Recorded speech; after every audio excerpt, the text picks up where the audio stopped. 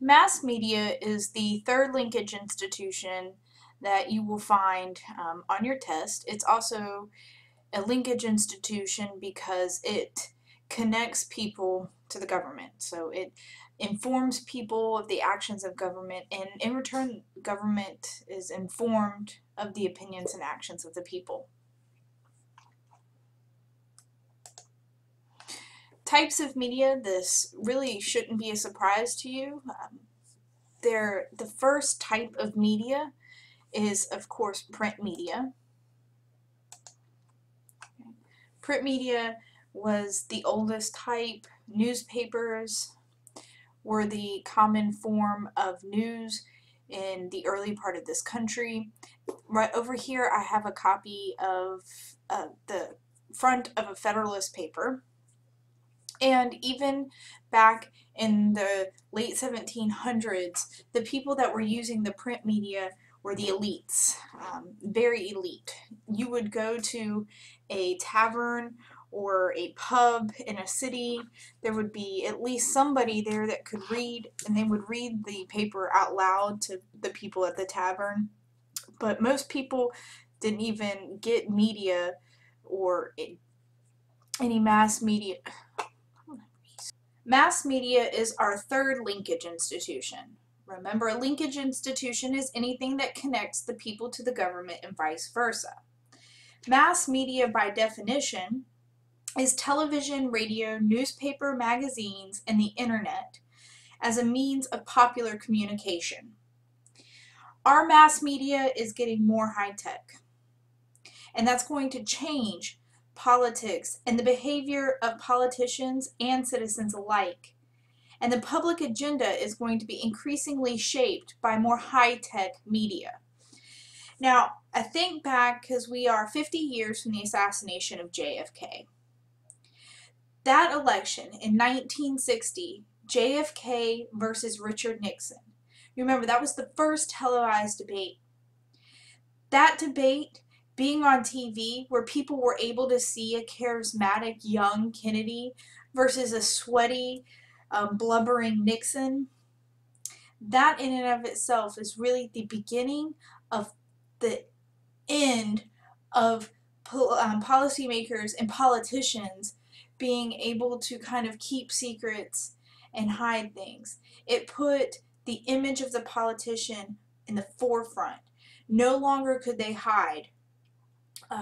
With the assassination of Kennedy, television and the reporting that surrounded that day, that hour after he was shot in Dallas, was really shaped by emerging television newspaper journalist, Walter Cronkite. And that's where we're going to, and that's where we're going today, is to show the evolution of media and talk about how media reports on politics. Types of media. In this country, we started off, of course, no surprise, with print media, newspapers, and pamphlets.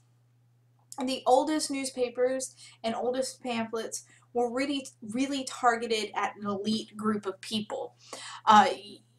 There wasn't high literacy rates, and because there wasn't high literacy rates, not a lot of people could read the newspapers, so it was the elites reading the newspapers and then disseminating or spreading the information via word of mouth. Now, as literacy rates increased around the 1830s is when we start to see a jump in literacy in the United States. There was mass circulation of newspapers. There are two movements with newspapers that are important for you to know, and you covered them in history, but I'm going to go over them real quick. The first part of newspaper reporting that's significant to point out is the era of yellow journalism. Yellow journalism was very popular in the 1890s. It was a style of reporting that focused on sensationalism, pointing out the most sensational stories, covering the most dramatic stories, basically kind of blowing things up or exaggerating stories in order to sell newspapers. William Hearst started Hearst magazines, but William Hearst and William McKinley, President McKinley, were responsible for reporting on the sinking of the Maine, which started the United States, or which brought the United States into the Spanish-American War. And William McKinley had told Hearst to go send somebody down to report on the sinking of the Maine and make sure that the story was sensational, because he was going to have to sell this war to the people. So that was yellow journalism, sensational reporting, maybe a little bit of exaggeration to sell newspapers. Muckraking was during the 1920s, the Progressive Era. Muckraking were your reporters like Ida B. Wells, Upton Sinclair, people who pointed out the abuses of corrupt businesses or the poor living conditions of people post-industrial revolution. Upton Sinclair, of course, wrote The Jungle. But muckraking is like our old style investigative journalism, where you had reporters who would investigate corruption and scandal and expose it to the people.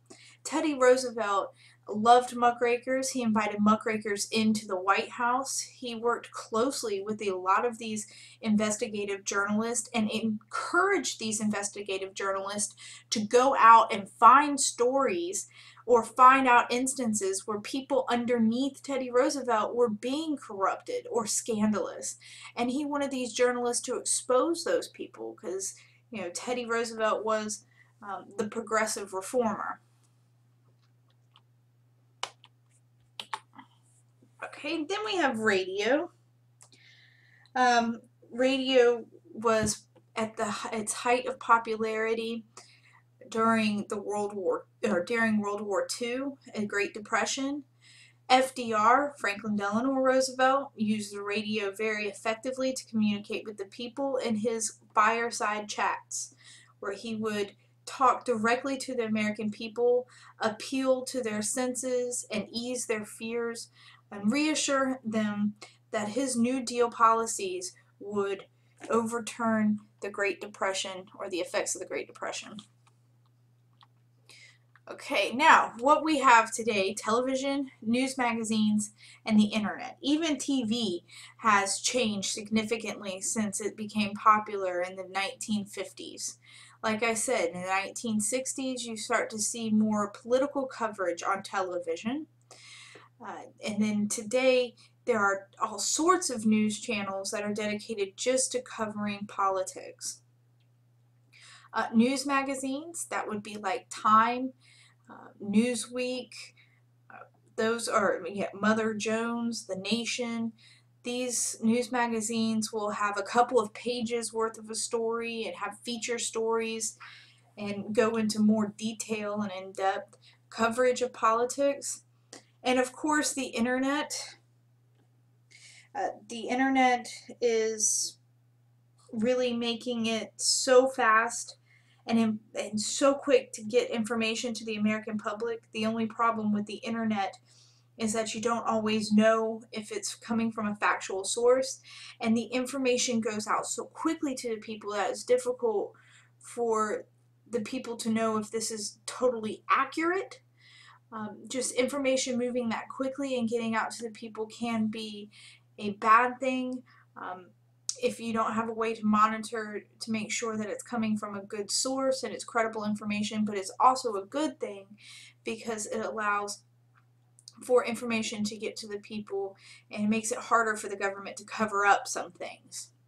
This right here is an image of the front page of one of the Federalist papers.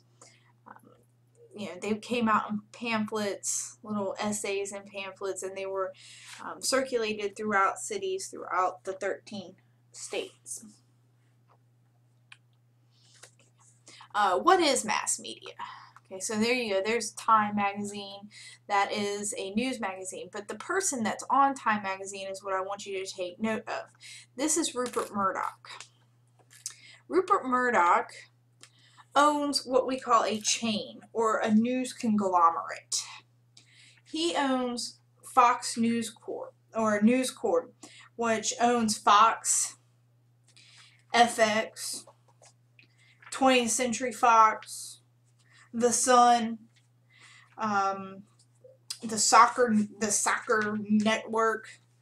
Okay, Rupert Murdoch has access to a lot of different types of media, and he can influence a lot of different types of media because he owns so much media. Now, a chain or a conglomerate is a company that, again, owns a lot of different types of media, like Rupert Murdoch. Now, the reason why this is important, the reason why knowing about chains and conglomerates is important is because when you have one person controlling a lot of different forms of media, that one person has a lot of influence over what you see. Okay, so a chain is any kind of newspaper or television network that is published by a massive media conglomerate, and over 4/5 of the nation's daily newspaper and broadcast media is controlled by conglomerates or chains. So there's limited competition in this market. The Disney Corporation is another example of a conglomerate. Disney Corporation owns ABC and ESPN. General Electric owns NBC and Viacom owns Paramount Pictures, MTV, Simon & Schuster, which is a book publisher. So it just proof that a lot of what you see is owned by very few people. And it's important to know the difference between broadcasting and narrowcasting. Broadcasting is all types of programming, but broadcasting or broadcast news is more general. Okay, it's what you, it's TV, radio, and the internet as compared to newspapers. Okay, so broadcast is broadcast on the airwaves and or on the internet. Narrowcasting networks focus on one particular subject. So narrowcasting is media programming on cable TV or the internet that is focused on one particular topic. Like a lot of narrowcasting you might be familiar with is narrowcasting that focuses just on the news, like Fox News Network or MSNBC or CNN. That is all narrowcasted. And instead of appealing to a general audience like your broadcast networks like NBC, ABC, CBS, these narrowcast networks focus in on a particular group of people. Like Fox News Network focuses in on conservatives. MSNBC focuses in on liberals. C-SPAN focuses in on Congress nerds. Now, the important thing to note is that there is a phenomenon called selective exposure. You are selecting the news that most resembles your ideology. So if you are conservative, you're going to choose to watch Fox News. You're not going to want to watch a more liberal news network because that's just going to irritate you. But that also narrows your point of view, because you're not seeing a lot of different sides of the issues. Okay. That says issues are presented to a select group of people. Hold on.